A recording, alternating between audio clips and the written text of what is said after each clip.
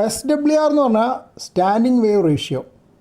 S W R കൂടുതലുണ്ടെങ്കിൽ അതിൻ്റെ അർത്ഥം ട്രാൻസ്മിഷൻ സൈഡിൽ നിന്ന് ആൻറ്റിനയിലേക്ക് വിടുന്ന കുറേ സിഗ്നൽ തിരിച്ചു വരുന്നുണ്ട്, ആർ എഫ് റിട്ടേൺ വരുന്നുണ്ട്.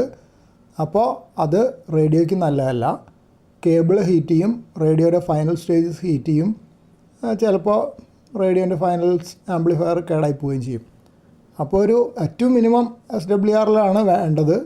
1:1 ആണെങ്കിൽ ഏറ്റവും നല്ലത്. അറ്റ്ലീസ്റ്റ് ഒരു 2ൻ്റെ താഴെയെങ്കിലും കിട്ടണം. 2ൻ്റെ മേലേക്ക് പോകും തോറും റേഡിയോ കേടാവാനുള്ള സാധ്യത കൂടും.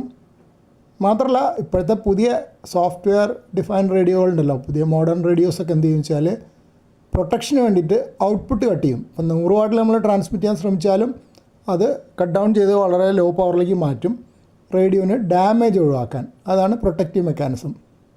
ഈ കാണുന്നത് റേഡിയോൻ്റെ അകത്തുള്ള എസ് ഡബ്ല്യു ആർ മീറ്ററിൻ്റെ ചിത്രമല്ല, പുറത്ത് ഉപയോഗിക്കുന്ന എസ് ഡബ്ല്യു ആർ മീറ്ററിൻ്റെയാണ്.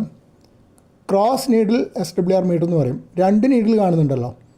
ഒരു നീഡിൽ ഫോർവേഡ് പവർ റേഡിയോയിൽ നിന്ന് ആൻറ്റനയിലേക്ക് പോകുന്നത് മെഷർ ചെയ്യും.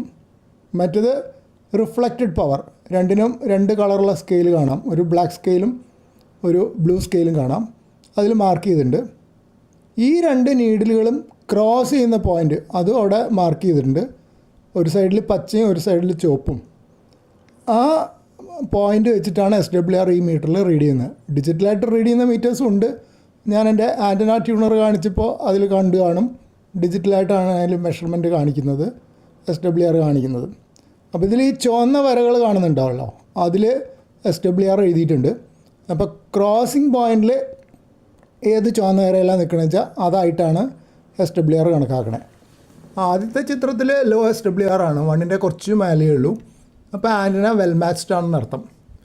രണ്ടാമത്തെ ചിത്രത്തിൽ അങ്ങനെയല്ല, റിഫ്ലക്റ്റഡ് പവർ കൂടുതലുണ്ട്.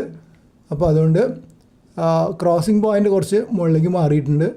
അപ്പോൾ 2.1ൻ്റെയും 2.5ൻ്റെയും ഇടയിലാണ്. എസ് ഡബ്ല്യു ആർ കൂടുതലായതുകൊണ്ടാണ് ഞാൻ റെഡായിട്ട് മാർക്ക് ചെയ്തിരിക്കുന്നത്. പക്ഷെ എന്നായിരുന്നാലും ഈ 2.1 നമ്മുടെ ഇപ്പോഴത്തെ പുതിയ റേഡിയോകളിലൊക്കെ ഓട്ടോമാറ്റിക് ആൻറ്റന ട്യൂണറുണ്ട്. ഒരു 3 വരെയുള്ള എസ് ഡബ്ല്യു ആർ ഒക്കെ ട്യൂണർ വെച്ച് മാച്ച് ചെയ്യാൻ പറ്റും. അതിൽ കൂടുതൽ മാച്ച് ചെയ്യണമെങ്കിൽ എക്സ്റ്റേണൽ ആൻറ്റന ട്യൂണർ. ഇപ്പോൾ ഞാൻ എൻ്റെ ഒരു ആൻറ്റന ട്യൂണർ പോസ്റ്റ് ചെയ്തിരുന്നല്ലോ, അതിൽ ഏകദേശം 10 വരെയുള്ള എസ് ഡബ്ല്യു ആർ ഒക്കെ മാച്ച് ചെയ്യാൻ പറ്റും. പക്ഷേ ഒരു കാര്യം മനസ്സിലാക്കേണ്ടത്, ട്യൂണർ വെച്ച് മാച്ച് ചെയ്യുമ്പോൾ അത്രയ്ക്കും കുറച്ച് പവർ വേസ്റ്റേജ് ഒക്കെ വരും. ഏറ്റവും നല്ലത് ആൻറ്റന ട്രിം ചെയ്ത് കൃത്യമായിട്ട് ഫ്രീക്വൻസിക്ക് കണക്കാക്കിയിട്ടുള്ള എസ് ഡബ്ല്യു ആർ ലോ ആയിട്ട് ഏറ്റവും ലോവസ്റ്റ് പോസിബിളായിട്ട്